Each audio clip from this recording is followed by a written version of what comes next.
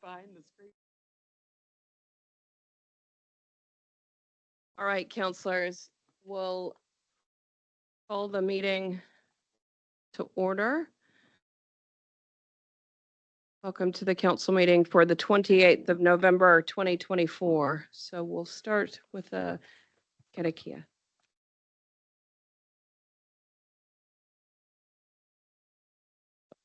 Thank you, Chair.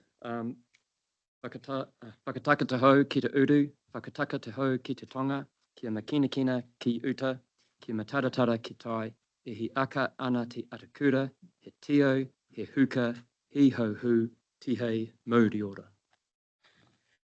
Thank you very much.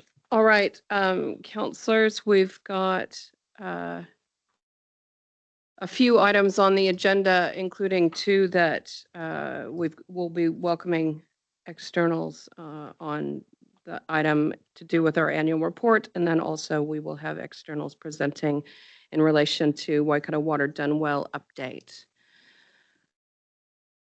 So I'm hoping that we should be done before noon. So hopefully we can make some fairly quick progress today. We do have one item in public excluded.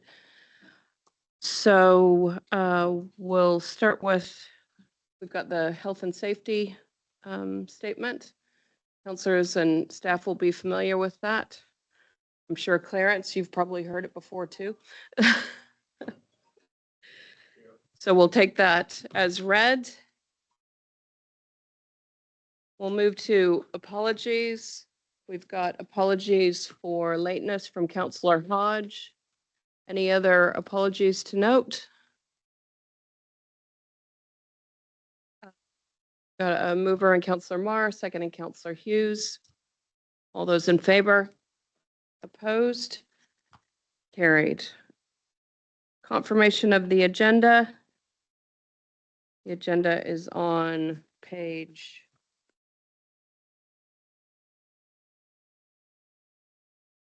3. Happy to move. I've got a mover and Councillor Nicol, a second and Councillor Strange. All those in favor? Opposed? Carried. Disclosures of interest, any new disclosures or disclosures in relation to any agenda items today? Nope. All right, so we will move to confirm the minutes of the council meeting held on the 31st of October, 2024 as a correct record. Councillor Clarkson, happy to move. Second, and Councillor Hughes. All those in favor? Opposed?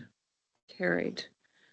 Okay, we'll now go to confirmation and or receipt of minutes. So we're confirming the ICMC minutes from 24 October and 7 November.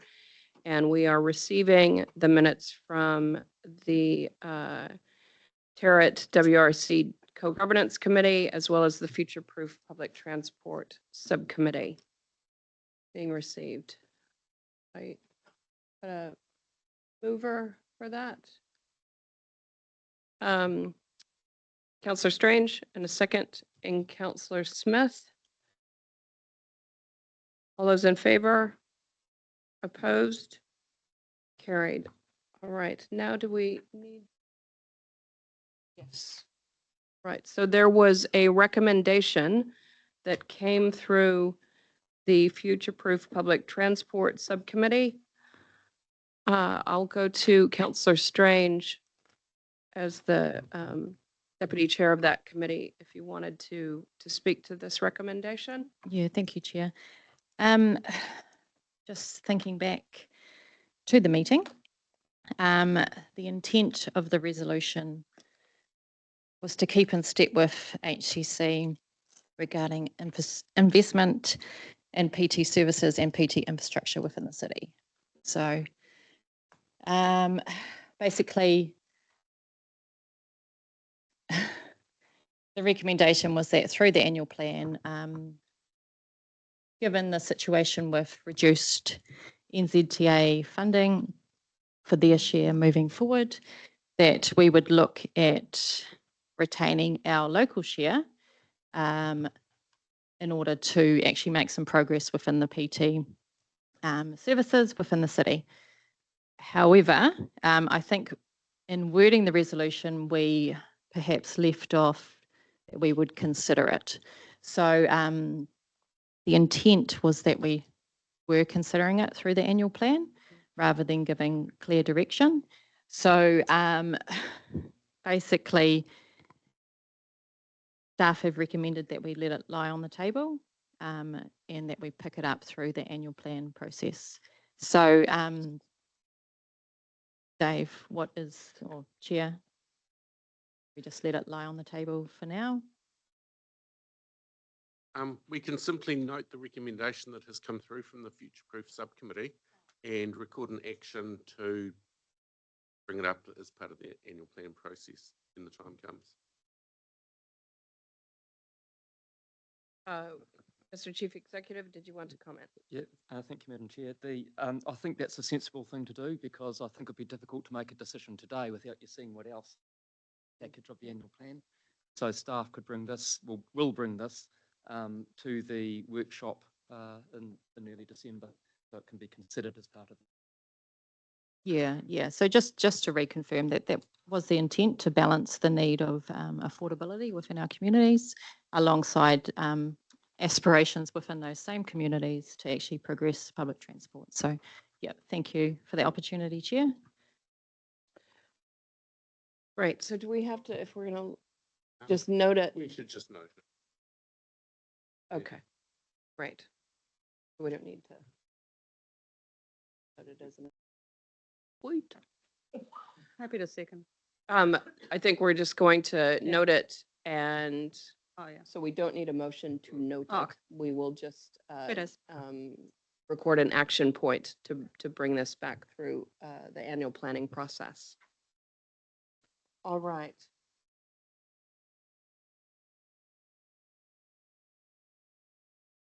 All right. Now, there were some recommendations that came through from the subcommittees.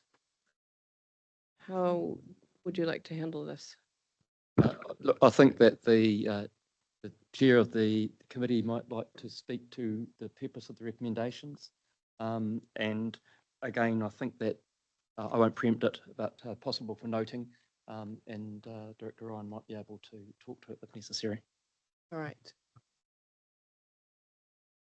Councillor Cookson, as the chair of ICMC, did you want to give us the background on this? Yeah, so I think the members of the committee wanted to understand and clarify the position of land use and climate change to the committee and the effect that would be to their scheme.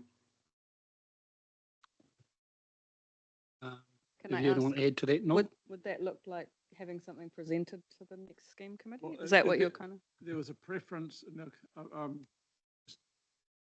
that I'm going to paraphrase it. Is basically that options, they were looking for a preferred option, and it was actually stated in the recommendation coming through. I don't want to misquote it. Someone, Greg, can you on page 7? I can move that. Yeah, okay. I'll defer to All right. So, Can we get yeah. to the page 42? Want to get everybody looking at the right words? Want to go to the minutes of the scheme because that's where it came up. Because actually, there was a preferred. Oh, got it here now. Help us. I'm just doing this off the top of my head. So the Waikato Scheme Subcommittee made resolve for integrated catchment to look at these recommendations. One of them was for council to clarify its position on land use. When it left the scheme subcommittee, their preference was for council's default position on land use to be adaptation, not retreat. In the process of integrated catchment receiving those recommendations, they modified the recommendation, and obviously these recommendations now are from the integrated catchment committee, not the scheme subcommittee as such. Yeah. And that wording was tweaked slightly. Could I? So, Madam Chair, I'll read it exactly. The scheme subcommittee recommends to ICM that council clarifies their position on land use policy, in particular that climate change adaptation is the preferred option. And it was my view, and it was supported by the committee, that wasn't the position of council. And at the very least, the council could do was just clarify its position on climate change with regards to land use policy, which I didn't see as being terribly onerous, just a 1 or 2 pager to go to them at the next meeting. And it's probably a good thing for us to do as a council to just clarify that in a really reasonably succinct way to stop this sort of thing growing legs. Yeah. Right. And I've found the page, so it's page 48 has got the 2 specific recommendations that have come through from the subcommittee. So the one you just were speaking to is that first one on that page, right? Yep. And Yeah. the other one there was about a mission statement. And again, that was probably going a bit further than the concept of individual committees, directorates having their own mission statements was not something the committee supported either. So we have a council one. So again, that needs to be communicated to that committee at their next hui. Okay, so I thank you for speaking to that first one, because I do note that you moved that. Councillor Smith as the seconder of the second resolution on that I page. just like to Did you- thank Stu for actually drilling down to I wanted to make sure I had the right words, but it was about adaptation, and Stu has explained the ICM didn't do that and wanted to expand it a little bit. The next one is the beach shrinkage, and they want the landowners to be involved, and I believe that is the plan anyway. So Greg's nodding his head. So it's really noting it as opposed to making a recommendation. Do you want to? Thank you, you. Madam Director Chair, May? councillors. So the business case that councillors signed off through the long-term plan process had detail on stakeholder and landowner engagement. We have undertaken that engagement with relevant stakeholders for, I think, a process of over about 6 years thus far, but it is part of the business case that engagement is a very critical part of that. So I don't see any issues with this recommendation. That engagement will be had at the appropriate times along the way of the already approved business case. All right. And on that third one, Madam Chair, there's been a number of issues over many, many years that integrated catchment has had with landowners and getting work done, and particularly the assets. 20 odd years ago, the Central Waikato Drainage Committee recommended to council that a bylaw be introduced. That didn't proceed through the LTP, but it's becoming quite evident and supported now by staff and the landowners on the committee or from the subcommittee, that we look at council initiating a bylaw. There's a number of bylaws around the country, an excellent one in the Bay of Plenty that we could use as a model. It probably relates to a model from the New Zealand standards. So it would be a recommendation that, and I'd move it if necessary, that council initiates work on a bylaw for flood and drainage assets to protect them. Did you want to comment? Yeah, no, thank you, and thank you, Councillor Smith. I just wonder, bylaw, I think, Tracy, your team would normally do that. Can you just talk about if council we're going to support that today, can we just be aware of what in process matters we might need to take into account? Yeah, thank you, Madam Chair. Director Ryan and I were just having a very, very quick conversation then about this. So yeah, we usually look at the refresh of any existing bylaws that we have or the development of new. We haven't developed any new bylaws. As Councillor Smith said, this was discussed some years ago, but the process the organisation went through at the time chose not to use this as a tool. For those councillors who are unaware of bylaw process, would need to go through the special consultative process of the Local Government Act. We would work pretty closely with our ICM team to understand what bylaw for.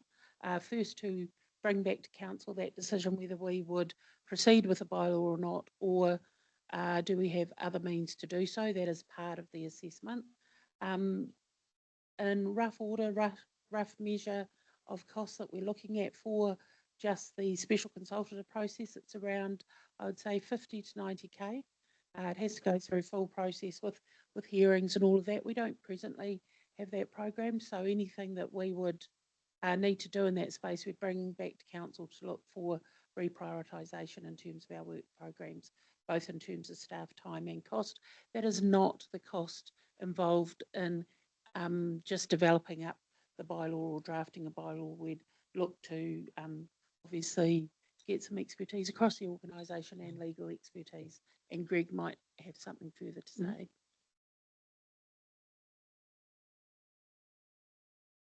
Yeah, just to note that this was a matter that was put forward as part of the long-term planning process, but it was set aside, and it did acknowledge that there will be a cost involved in proceeding down this way. So I guess at the moment it is early days, and I've asked my team to start thinking about what might be involved. Obviously, as Tracy pointed out, it may require the reprioritisation of existing programs or resources. Can I suggest, Councillor Marr, as the Chair of Strategy and Policy, that this probably sits under your realm? And so if council is of a mind to explore this further, including all of the implications, perhaps it comes back through strategy and policy. Yep. So we'll need note a this and we'll note an action to bring it back through. Well, Sorry. if I can, I want to move that we initiate work, whatever the right words are, that we consider a bylaw and our staff to bring back an appropriate report. The reality is we also need to know what the issues are if we don't do this, because we keep getting told that we can't do things because we can't enforce it. We can't do this because we haven't got a bylaw. And the reality is you only use a bylaw when you really have to. You work with people until such time as you need a big stick. And if you haven't got a big stick, well, then we're wasting our time. Can I suggest that the wording there where it says initiates work, can we initiates work? How about investigates?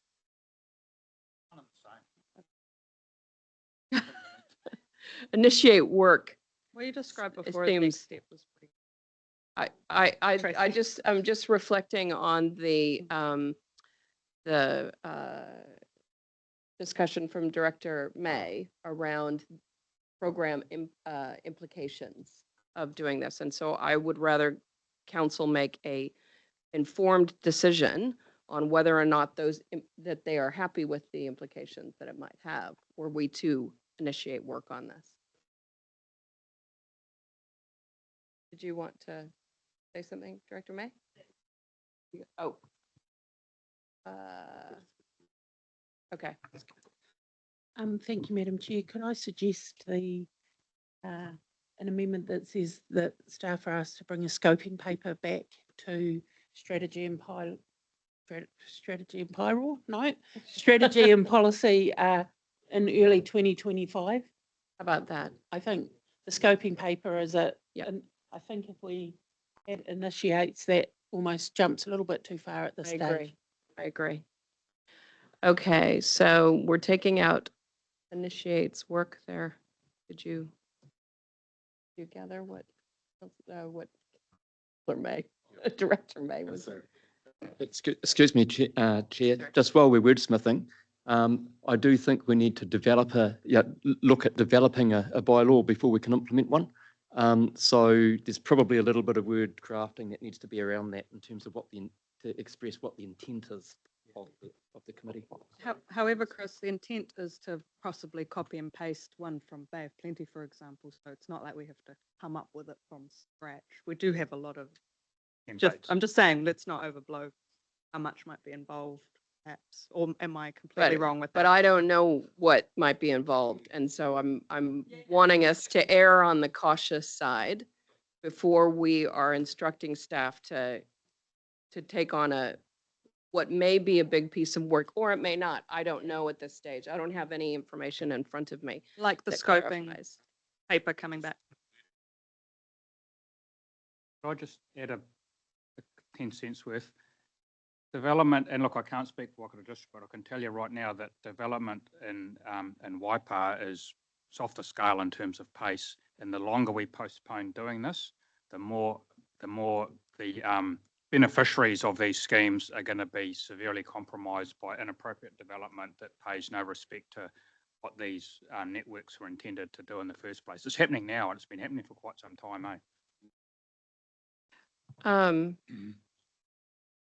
I just, the word implement here is hanging me up a little bit because it implies intent to implement, and Well, and I that's don't my know point. what. It's been well acknowledged that the current regulatory framework is not managing development in relationship to these networks. So Yes, work agreed. to implement. It's not saying to implement, work to Oh, implement. so work, sorry, Yeah. we have that work to crossed out. I mean, you Those could, recommendations. my point is you could interpret that a million ways, but it's not locking us into doing it. The first sentence is just noting Yeah, we have a Okay. note and then we have an action. Great. And can I, Madam Chair, as the mover of, without a seconder, hopefully there is one. I'll second. Thank you. That the subcommittee and ICM have endorsed this. It's half the council. The reality is we as councillors, like we do in life, we can change our priorities. And this ICM relates to a third of the work of this council and a hell of a lot of money within this council from landowners and other contributors. So it's important that we address the issues that have been raised for many years. So I just don't want to see an open-ended 2025. It's got 12 months in it. I want to see that report back by March or somewhere in that end of the first quarter. Early. How about early 2025? Or prior to 30 April anyway. Happy to discuss that with my director, Yeah. Noel, and we'll get back to you. Yeah. In terms of getting it into the work program. I don't think anybody around this council table is diminishing the level of work and the significance of integrated catchment management in the work program of And the just council. finally, as having been involved in and chaired bylaw hearings, they are not a big deal. There's a lot of work in the background. I appreciate that stuff, but they are not a big deal. But this is absolutely necessary. So I'll close on that. Thank you. Thank you.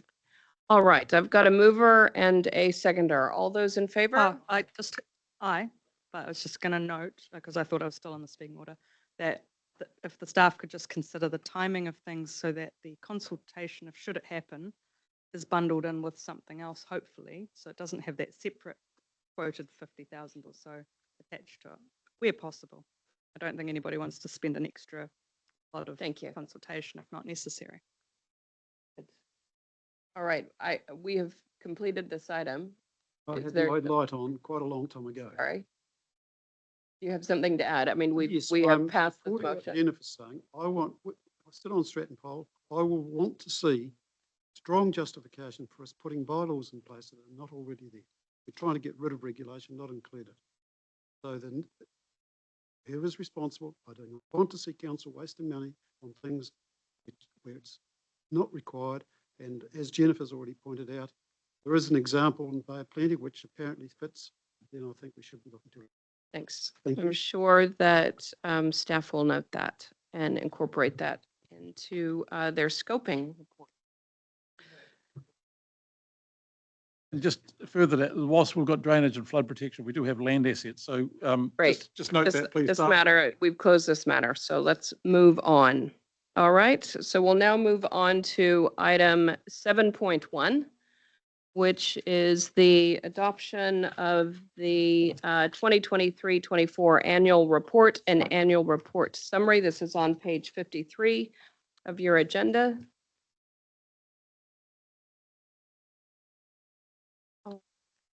And we have Janine and Jane and Clarence. Kia ora.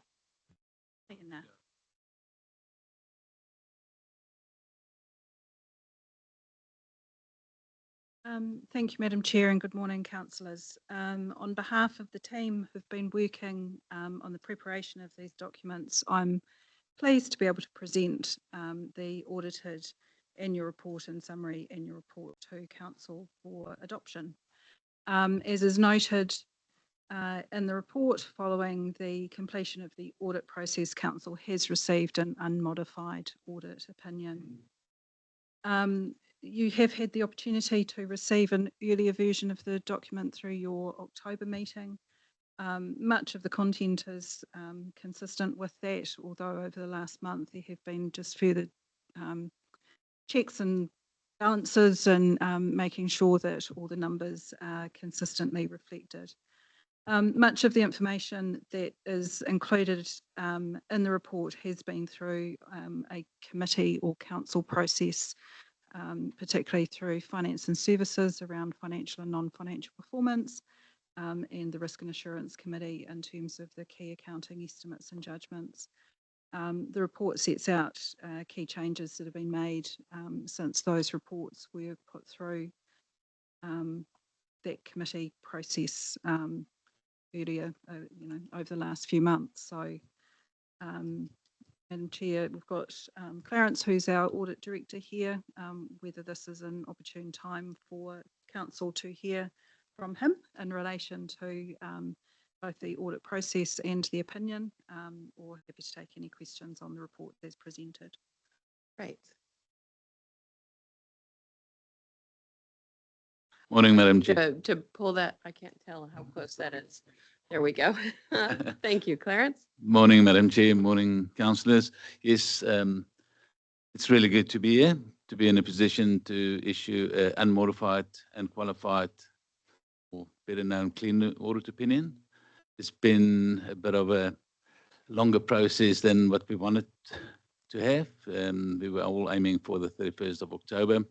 So I just wanted to thank Janine and Jane and their teams for working with us to get to this position, to get the clean opinion. There were some technical things that we had to deal with and work through, but we got there in the end. So I just wanted to thank them, public forum, for their, what is the right word?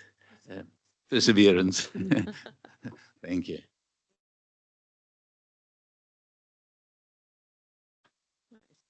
I've got Councillor Smith, then Councillor Dunbar-Smith. Councillor Two Smith. questions, thanks. Thank you for the report. Can you, for the record, explain what the basis of the 13 million surplus from operating was? And secondly, on the 6.04 million available from previous years, what is the actual surplus for the 23-24 year? So, Madam Chair, that information has been previously provided to council. I would like it now, please. Sorry? For the record, I've asked for it to be explained today, please. Madam Chair, I'd have to go back through the information that we had provided to the last committee. A lot of the variance was actually in relation to revenue, including our investment fund performance, plus additional grant revenue that we had received in relation to shovel-ready programs. That funding all then moves through reserves, which is why the net operating position is different or less than, the change in retained earnings is different to the change in financial performance or the net surplus or deficit as is reported. In terms of the surplus, that is noted on page 55 of the agenda, that there were unallocated surplus funds from previous financial years of 329,000. The surplus from 23-24 was 5.7 million. That funding has again been reported previously through both Finance and Services Committee and Council, and we will be coming back as we're starting to work on the 25-26 annual plan with some potential use for that, but that remains at Council's discretion. Thank you. So yep, that's fine. Thank you. Councillor Dunbar-Smith. Just page 132, we've got a higher rates penalty income of 1.5 million. Is that an indication that tougher conditions for people, that they're struggling to pay and they're paying a penalty rather than paying the rates on time? And then also, why we've got a lower rates remission grant, given that's a tight economic circumstance? Through the Chair, if I deal with the second one first, Council has a range of rates remission and postponement policies, so remissions are only granted in line with that. I think we have still seen an increasing trend in the number of remissions granted, and actually this year, for example, the hardship remission, we are seeing greater uptake of that, obviously through better knowledge of the availability of that remission. In terms of the rates penalty income, a couple of things there. Probably a tightening in the application of remission of the rates penalties that are applied. So where a ratepayer has had one issue of non-payment, then we will remit a current penalty. But we're not looking back over past penalties probably to the same extent as we have previously. All the penalties are set in line with the provisions of Local Government Rating Act and our own policy. But I think our collection is still has held at the same level. Good, but it's an indication of toughening economic circumstances, or people just being tardy on paying? People being tardy on paying, I would say. We do obviously offer as much flexibility as we can in helping people to spread that payment, and that will be part of the conversation with ratepayers who are being penalised. How can we set this up in a way that perhaps makes life a little bit easier for you and you avoid any future penalty?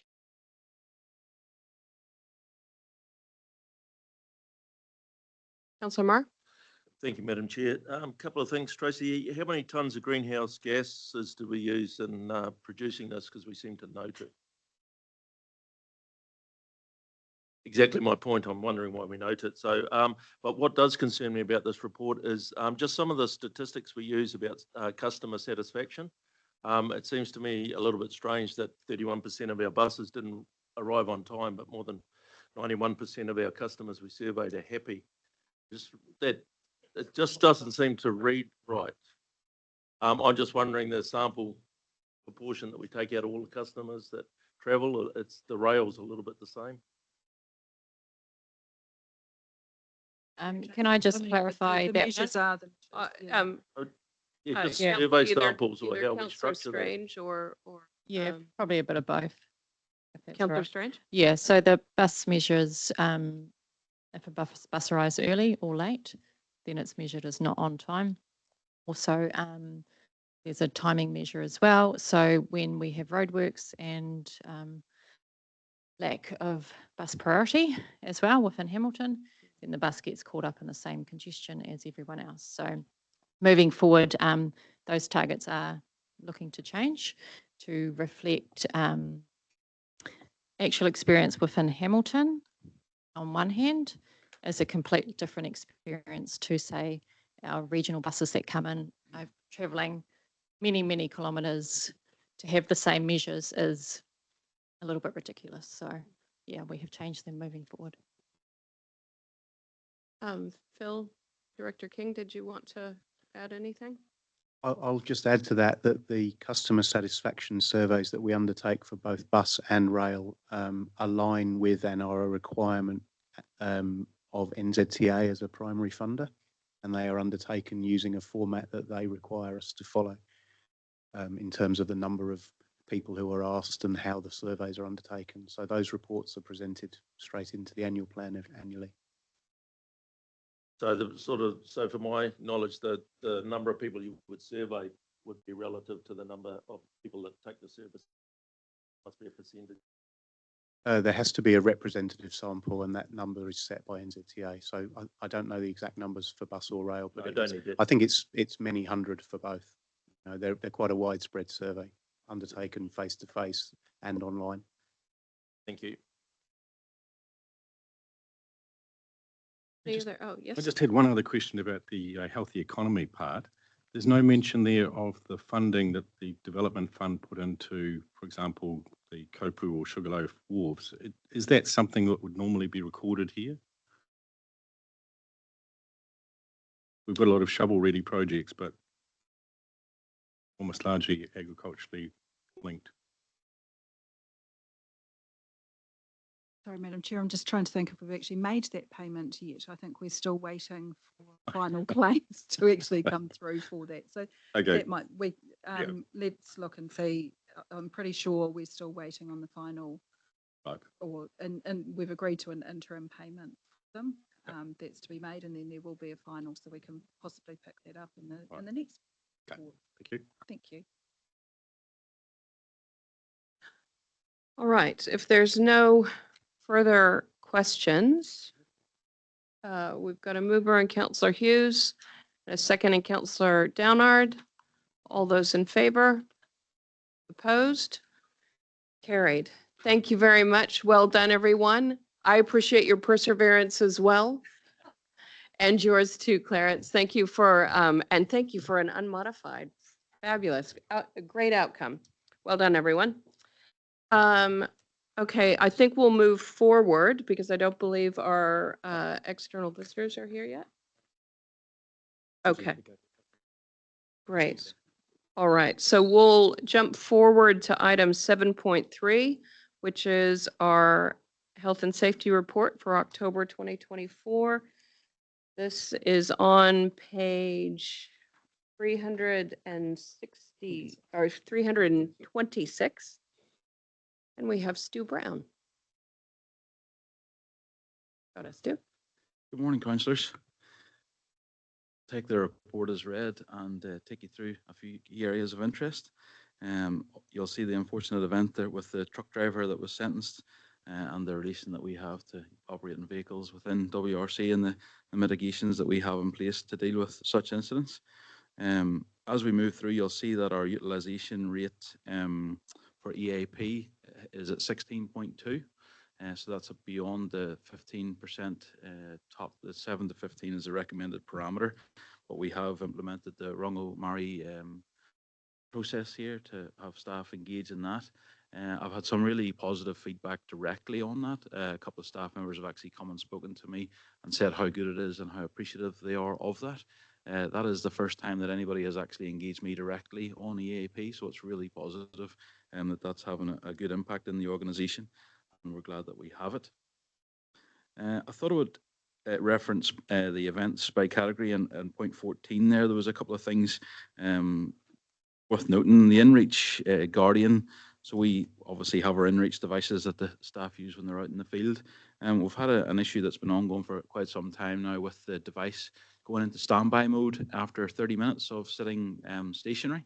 So that can happen when staff have lunch and set their jacket down with the InReach device and it doesn't move, it automatically goes into standby. And then it can take up to 20 minutes to reboot again beyond, you know, after they've had lunch and start to move again. So there's some of the check-ins have been missed and that's been causing some issue for us. We engaged with Guardian and they didn't have a solution for us. we have just appointed a new health and safety business partner, and he is fairly tech savvy and has got into the back end of the InReach devices and figured out how to override that and set that standby to 4 hours. So we were pleased that we're actually able to go back and advise Guardian, who do the monitoring of that device, that we've a fix for them, and they were quite appreciative. And obviously, it's now reducing the incidents that we're seeing in the space, so that was really good. And we mentioned at the last meeting the head injuries and bangs to the head that had been happening, and you'll see that there was another one in there around a bruising hit the back of a head on a beam. That was another just really unusual event. You'll note when you walk into the basement and you get into the lift, there's rather significant steel bracing that comes down on an angle. Somebody was just setting down a box and stood up and banged their head, which is just another really unusual incident again, but I just thought I would note it because we have been seeing these come through over the months. But again, nothing systemic there. As we move through into the leadership walkarounds, it was just to note really that 2 of them hadn't come through. Chris has done 2 in this period, but unfortunately with the app and the reporting through Dempster, that will come, it hadn't been loaded in time for this report, but will show in the next one. And you'll see that myself and Phil have been out there. I thought I would just take a moment to discuss that with you. My experience was extremely positive. Got out down into the farms around the area. That was extremely professionally done by the member of staff that took me out.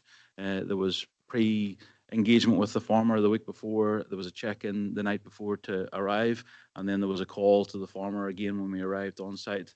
So there was no surprises, excellent engagement, and the staff member was really competent and thorough around the safety, using the side-by-side, offloading the side-by-side from the trailer. Was very complimentary about the 4x4 training that's provided by Waikato Regional Council, and just an all-round excellent experience. And we had lots of discussion in the car just around the pressures that farmers face out there and the awareness that our staff have around those pressures and the importance of taking time to engage with the farmers when we're out doing our work. So I just thought I would share that really positive experience with you. In the last council meeting, the bow tie was discussed. Councillor Strange, you asked at the time, do we use this anywhere else in the organisation? And I wasn't aware that we did. Since then, we've talked at ELT, and I'm glad to report that Tracy May and SPY team do use the bow tie in that area of the organisation. And obviously, we do use it in health and safety. And we've just been quite explicit about the areas that we use that. And we have included some information on the bow tie in the report for you to review and consider. Marie Fullerton, the health and safety team leader, would be happy to run a short session on the bow tie and give some pragmatic examples of how it's implemented and used. If anybody would like to, we can do that after the meeting or organise another time for you to look at that. I believe that's all I have to note. Happy to take any questions. Councillor Marr?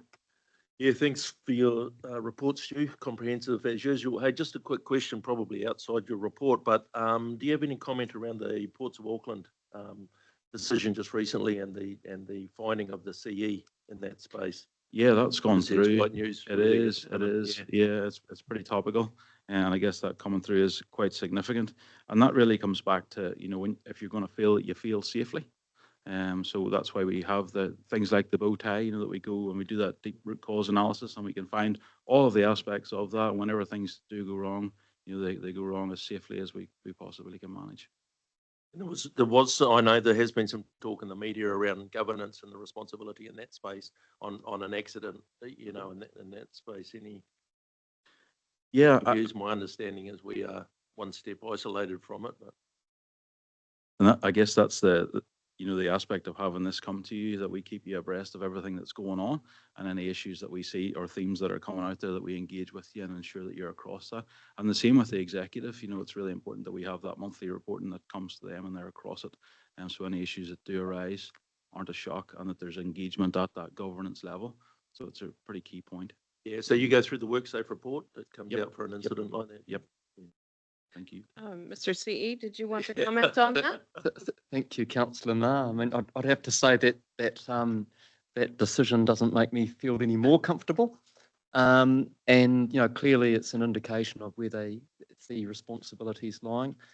In bigger organisations with a lot of staff members, where you've got different tiers of management, it has indicated where responsibility still lies and falls. And I think that there'll be a lot of discussion in terms of those types of organisations that inherently are high risk by their very nature. And I'd have to say that we have some parts of our business which are, could be of higher risk as well. And we will just continue, I think, to have a look at our risks, review them using, some of these tools and making sure we're doing all we can, because that's all I can try and put in place. And I guess that what I would need going forward is the confidence of council that we do have the right systems in place and we're doing all we can.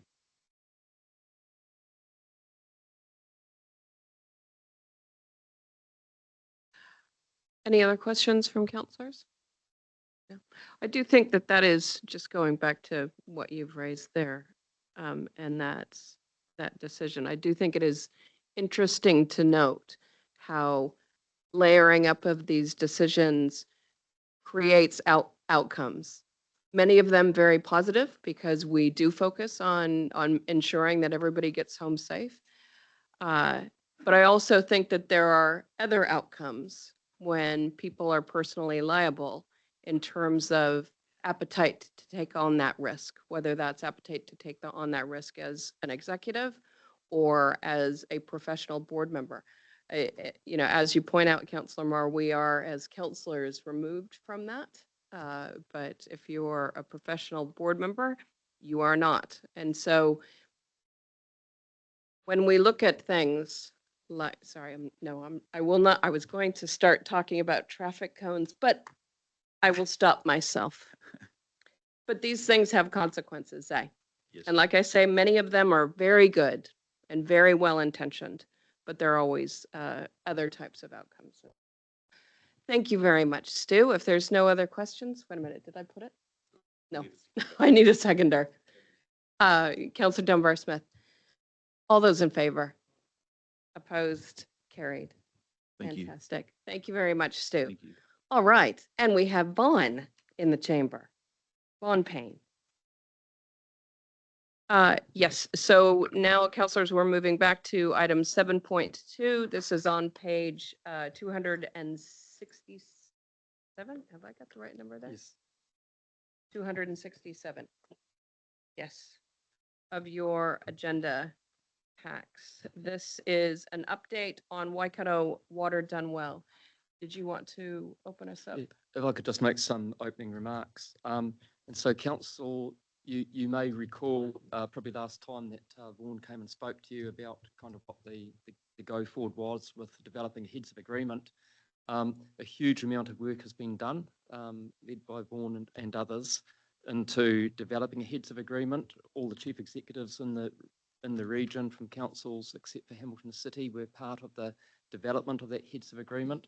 Myself and on occasions Brent Sinclair have been involved, and councils, as Vaughan will talk to, are being asked to make decisions going forward. Now that doesn't apply to us because we don't have infrastructural assets that are proposed to be transferred into a CCO that gets developed for the purposes in which it's been developed at present. So, on that, I'll go over to Vaughan. Welcome, Vaughn. Kia ora, Madam Chair, tēnā tātou katoa. Thank you for the opportunity to update the Regional Council on where we've got to with heads of agreement to form a water CCO in the Waikato on a voluntary basis. So we've been working with 10 councils, including the Regional Council, to develop this heads of agreement. Can I just start off by thanking the Regional Council for its leadership. You've been quite unique in relation to regional councils. You've seen the strategic need to improve water services and to support our TAs to arrive at a good place. So I think it's really important to just circle back to you to let you know where we've got to. I'm not sure how to drive the slides. Oh yes, thanks Dave. Thank you. Next slide, thank you. So I'll just recap on where we got to, or how we've got to this point. I think I've only got about 20 minutes. Is that right? Yep. So it'll be a bit of a quick tour. Talk about the heads of agreement, the strategic reasons to sign up to the heads of agreement.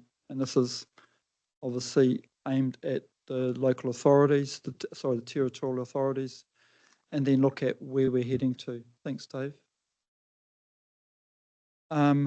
So in terms of background, the minister's made it quite clear that while there's lots of options available for councils to improve water services delivery, there's a strong expectation that councils will look regionally, that those who have looked regionally will be looked favourably in terms of regional deals, and that regional collaboration is not just an option, it's a practical necessity. So again, reinforcing your role because you understand the benefits of a regional approach that's helped LTAs get to the right place in this heads of agreement. Thank you, Dave. A reminder of what we're trying to achieve by working together. So this is the vision that every council has adopted in principle. Te mana o te wai, te mana o te tangata, healthy water, healthy people. Thanks, Dave.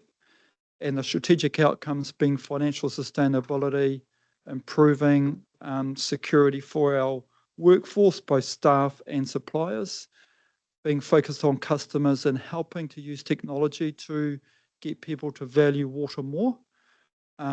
Recognising that it's not all about scale. We need to make sure that we're not setting up a CCO that runs off into the sunset and there's no accountability back to local councils and shareholders. And lastly, there's big expectations in terms of improving water services, including delivering on treaty settlement outcomes, public health and environmental outcomes. So it's got to deliver on those expectations. So those are the big outcomes that we have used to design what we've designed. Thank you, Dave. So context, this has been an 18-month journey of not just the mayors and regional council chair, but also the iwi chairs of the Waikato came together 18 months ago and asked themselves the question, do we want a Waikato solution to water services, or do we just want to sit back and let the government decide what's best for us? And the decision was to be proactive and co-design a solution that best suited the Waikato to deliver on those strategic outcomes I've mentioned while addressing local concerns, or what we've called showstoppers. And what we've co-designed, what we've negotiated, and I want to acknowledge all the chief executives meeting at 7:30 every Wednesday for the last 2 months for an hour and a half. It's been a big commitment. What we've come up with is probably 80% there. It's got to go through a public consultation process. It's going to be improved in terms of a model. And so you've got an opportunity to help refine and improve, perhaps through that process if you felt like you wanted to. Thank you, Dave. Why do we need a heads of agreement? So by law, councils, they need to come up with a water services delivery plan by September next year that does two things. Firstly, defines what their delivery model is, and secondly, how they're going to improve and invest more in terms of better water services outcomes, or Three Waters outcomes. They've got a number of delivery options, 5. The heads of agreement is one of those options. Each council needs to consult on a delivery model and to consult on a minimum of 2 options. This heads of agreement gives them one option to compare against existing arrangements. Thank you, Dave. This is the detail of the heads of agreement. I think it's in your papers, so I won't go into it too much, but we can come back to this in questions if you'd like. Thank you, Dave. This is the model, and it's indicative. It's a DIA diagram, but you've got your councils who become shareholders, and each council's got in the heads of agreement a representative that goes on to a shareholder forum. In this diagram, it's called a shareholder council. That shareholder council enables the shareholders to make decisions together in terms of appointing the board, signing off on a statement of expectations, monitoring the performance of the board, those sorts of things that you expect to see in a water company. Thank you, Dave. Again, detail that's in your pack, but we are talking about a limited liability company whose purpose relates to achieving that vision and the strategic direction, those strategic outcomes I've mentioned. It's owned by councils as shareholders. The main value of a share is influence, because the shares can't be sold, they can't be transferred, there's no dividend, and so on. Thank you, Dave.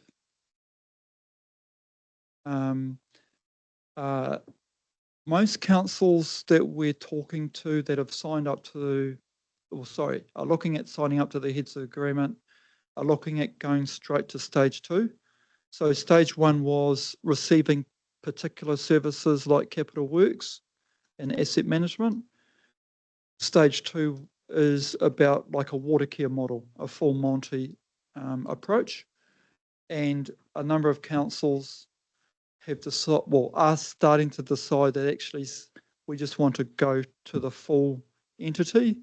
We've had 4 councils formally resolve to sign up so far, that those being Waitomo, Waipa, Matamata Piako, and South Waikato.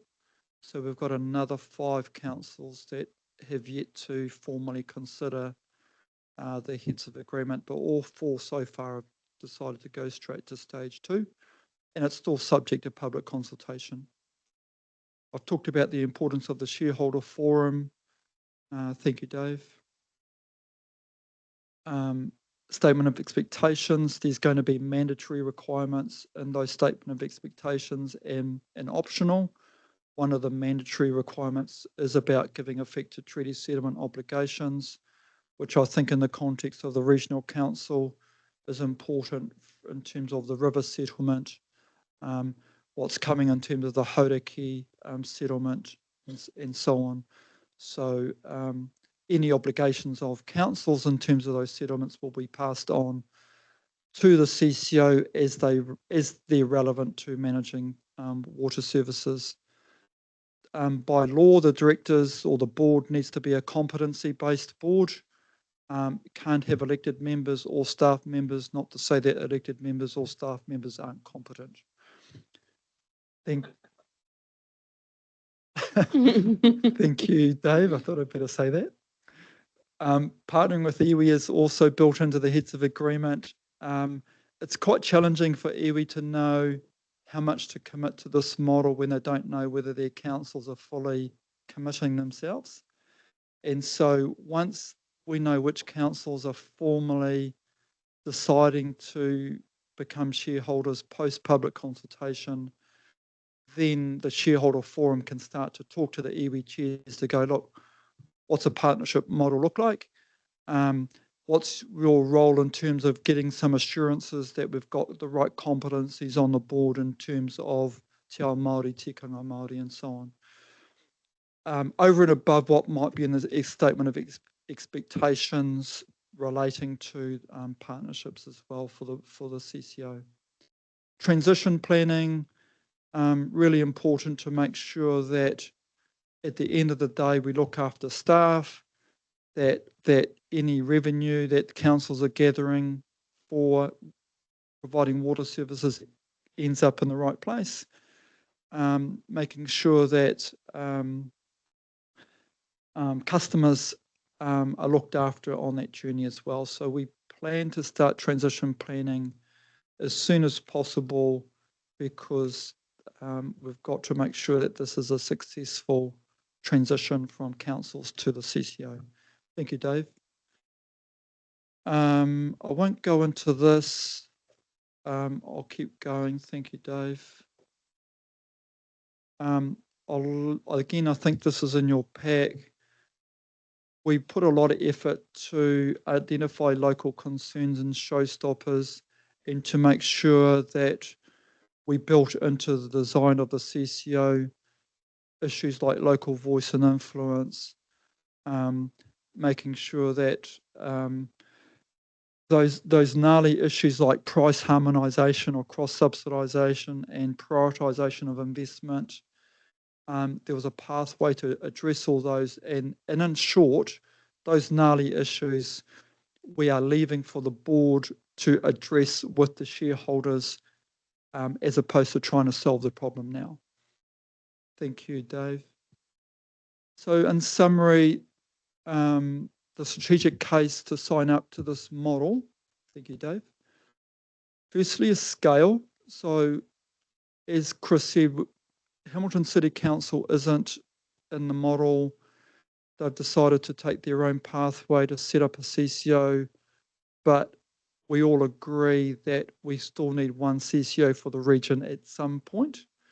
But they do, as you probably know, have some particular challenges that are unique to Hamilton.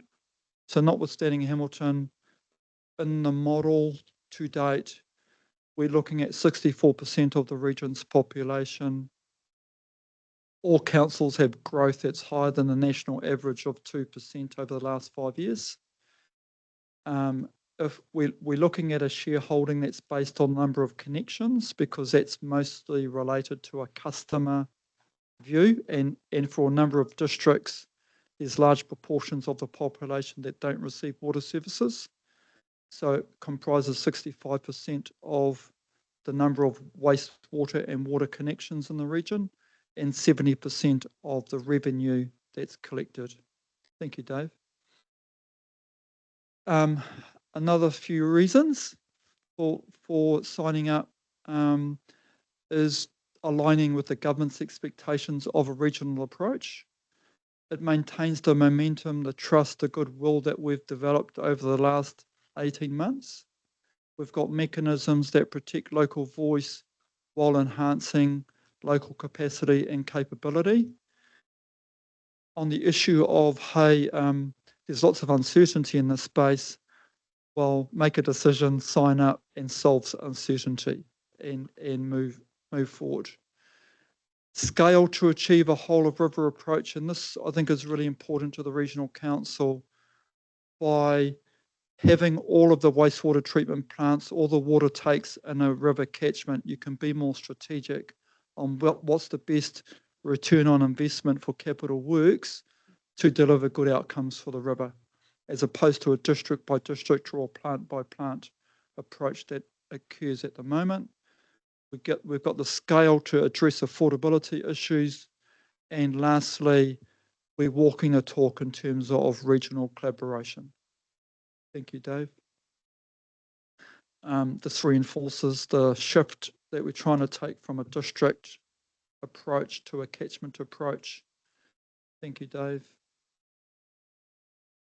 And you may or may not be interested on milestones and off-ramps. I might stop it there, Madam Chair, because we're starting to get into stuff that might be more TA specific. TA specific, exactly.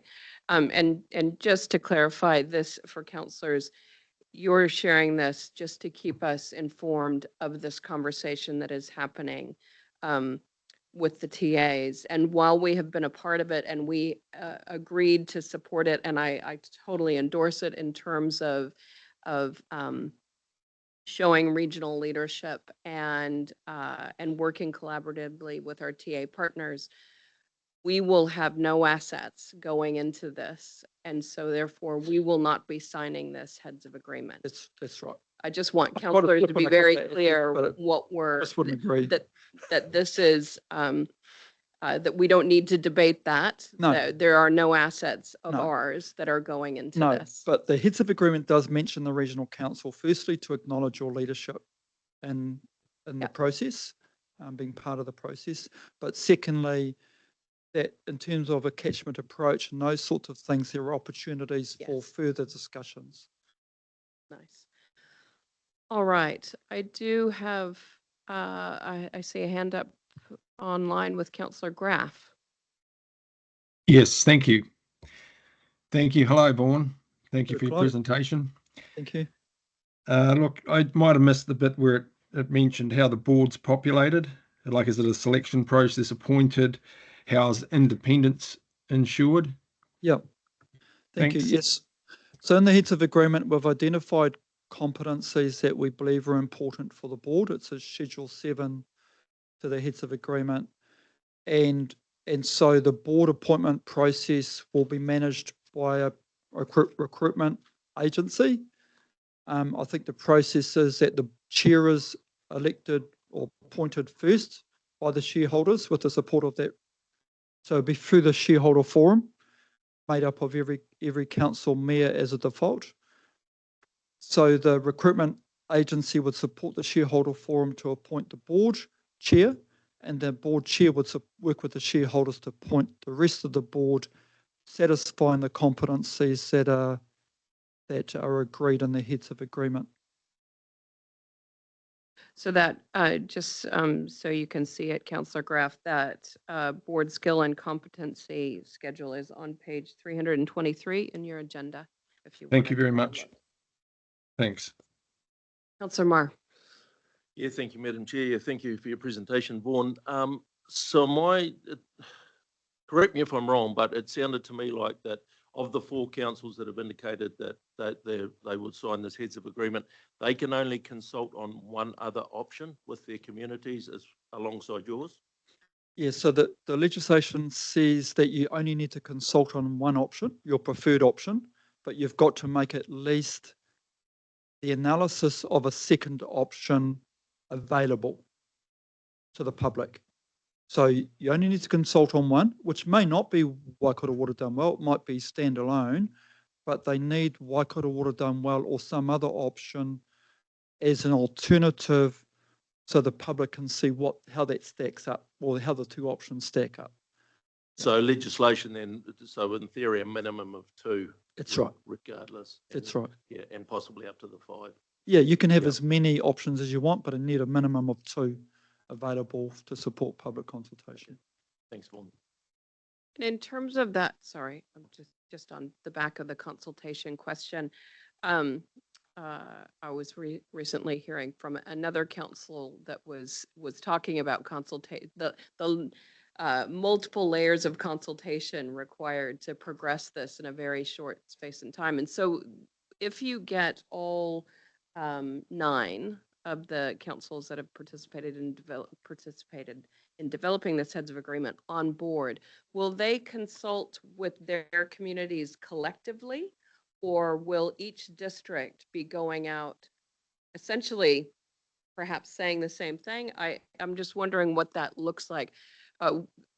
We recognize that next March, April, our communities across this region, there is going to be a lot of consultation on a lot of things. That's right. And I'm just wondering, how do we make this easier for our constituents, our ratepayers, to understand the question they're being asked to consider? Yes, so we are encouraging a combined approach. The legislation enables a joint committee to be formed from the councils to make decisions together. And so that's the encouragement that we're making. And I think at our next 7:30 meeting on Wednesday, we'll start to talk about what consultation might look like for those councils that are signing up. Notwithstanding, for their own reasons, a council might decide to consult separately on this option. The critical thing is that we've got the same analysis of this option. Otherwise, the public's going to be totally confused. Right. And you mentioned the 4 that have already made the decision to sign. The other 5, are there dates scheduled for their councils to consider? Yes. It's not that any of those remaining 5 have said no. No, Right. so we've got 100% approval so far because only 4 councils have formally considered it. Okay. the last council considering this formally is Hauraki on the 18th of December. Councillor Dunbar-Smith. Yes, so hey, just in terms of the milestones off and on, we're obviously a regulator, so we're not moving forward to the next stage. There is another regulator in this mix called TIMATANGA. I don't know if you can answer this, but I've had some feedback from some councillors in the districts saying that a lot of their rates increases, which are very high, are due to much higher specifications than they used to have in terms of what they have to provide for water and wastewater. Is there any way that this CCO can lobby or influence the standard setting if it's deemed too high? There's always possibilities. I think that we've got to walk before we can run and make sure that, for me, it's a positive, constructive relationship with every regulator with it, because there'll be economic regulation, there's going to be environmental regulation, there's going to be taumata aroa as well in terms of public health, and it's for me, the opportunity is a more strategic approach to regulation and compliance, which is what we've been talking about with the regional council. Is at the moment, council, I think what's driving a lot of our costs, if you think about wastewater treatment plants, there's a big component of capital works. And it's certainly not an issue for the regional council, but the traditional approach has been a council looks at their wastewater treatment plant in isolation of what's happening going on in the rest of the river.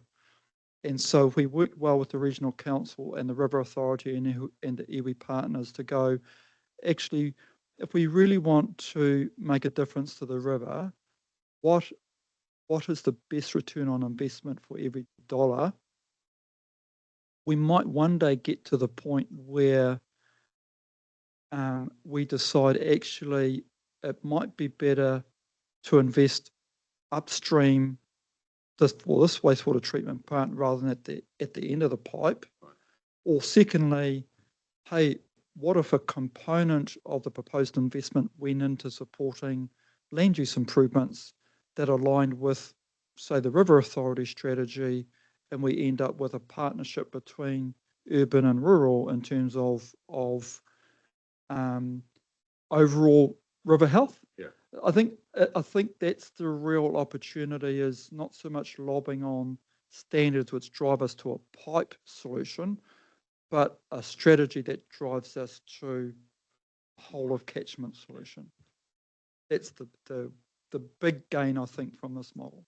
Through you, Madam Chair, if I could just add to that. So the government is looking at standards, wastewater, stormwater, and so on, which they might bring in, which is to try and simplify processes and so on. That has its own set of complications, actually, how that all works. It's not as simple as just straight up that we're going to make the infrastructure network or what comes out the end of the pipe easier, for people to comply with. There's work to go in that space. But the key thing, I think, that directly relates to your question is the government's currently consulting, or about to consult, on levying through local government to be able to pay for the services of taumata aroa and the new Commerce Commission. So that's something that doesn't exist, that local government has to charge for, but that's what the government is currently consulting and bringing in. Have I got this right, Vaughan? New additional charges and what people would normally see? And you can expect 9 councils trying to cope with economic regulation and the costs involved versus going, hey, let's do this together and let's share the costs.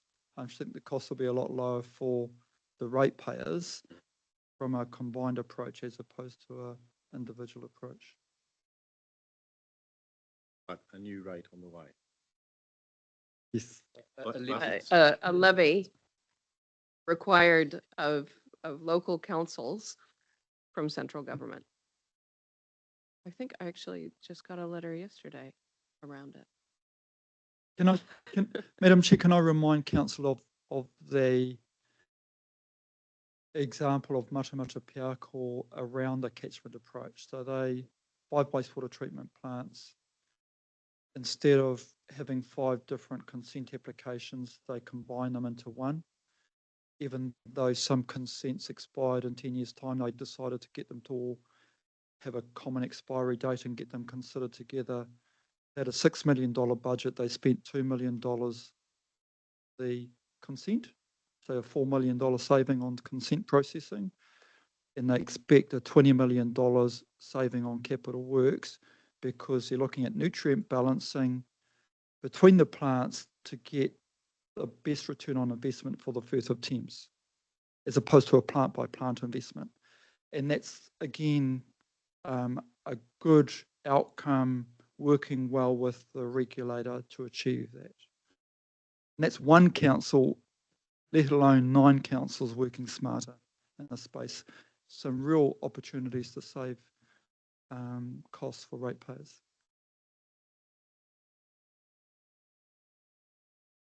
Councillor Kneebone. Thanks, Vaughan. Just FYI, I just read an article in the Waitomo News this morning that says that Waikato District and Hamilton City are doing their own thing. Yeah. I think that Waikato District Council, well, I know Waikato District Council, they're part of our negotiations. They've negotiated the heads of agreement. They've also been negotiating with Hamilton City Council. So they've got 2 options on the table, not just one. Just I was reading through it last night. The concept of price harmonisation seems an integral part of this, particularly given the conversation you just had now, re Ben's question. But it also seems to have some challenges too in terms of the issue of individual council spatial plans and associated settlement patterns and how that could impact on an individual council's cost of compliance, particularly some of the ones, as you say, with multiple plants around the thing as well. So I imagine they're going to be quite challenging conversations. Yeah, which reinforces in price harmonisation what's the principles that we want to drive that conversation, and that's built into the heads of agreement. I think secondly, to note that there's no obligation to harmonise pricing, that it is voluntary, and it's best led by the board with the shareholders, because there will be winners and losers in a cross-subsidisation scenario. If you've got a council that's got quite low rates and another one with high rates, well, you know which one's going to come down and which one's going to go up. So it might be that the small community goes, well, actually, we want to ring fence our costs. But the cost of ring fencing is that when they've got a big capital works program, a new wastewater treatment plant that needs renewing at some point in the future, they don't have the benefit of the wider family to help pay for that. So there's pros and cons of price harmonisation. It is quite gnarly, and we've said, hey, this is a leadership opportunity for the board and the shareholders to work through. No, I think that's a good way to put it, because to me it won't work if we can't all work together. I like that. Hard conversations. We'll just call them leadership opportunities from now on. Yes. If I could just make a comment about the first part of your question, Councillor Kneebone, and that's the fact that there's another CCO under development. And there was some discussion about that between councillors at the Hamilton City WRC joint hui the other day. And so there is an aspiration that there'll be maybe some regional unity in terms of one place in the future, and Vaughan, that there's some structural arrangements being put in place for in this heads of agreement for a CCO to join another CCO. What I don't have visibility of is what's happening in the Hamilton City space. And are they doing a parallel type of structural arrangement? Are there rule structures in terms of shareholdings and how things would work in the future happening in a similar space, so that there's greater chance of that occurring or not? And Vaughan, I don't know if you've got any insights. Only that there is a desire to have one CCO in future, and we've got some discussions coming up with Hamilton City to look at what I think that the key thing is, what are the critical decisions that are going to have to be made that you actually want to make those decisions together. Might be procurement of IT systems or whatever it is. And if you look at Tas Water, that brought 29 councils into one CCO. Before there was a intermediary step where they went to 4 CCOs. Those 4 CCOs had the same chair. That same chair drove them to one CCO. So I think for me, I'd like the same board chair of both CCOs to help facilitate that coming together. I think that for those of us who, well, I'm assuming all of us recognise that for the Waikato to be strong, all parts of the Waikato need to be strong, big and small councils. If we don't have that regional CCO that does get up and running, we're going to end up with small councils who are quite vulnerable and not have any negotiating leverage when we try to form one CCO. So having 2 CCOs isn't a bad thing, and it's going to give everyone the ability to negotiate from a position of strength when we bring the 2 CCOs together. And so it's a matter of making sure that both models succeed.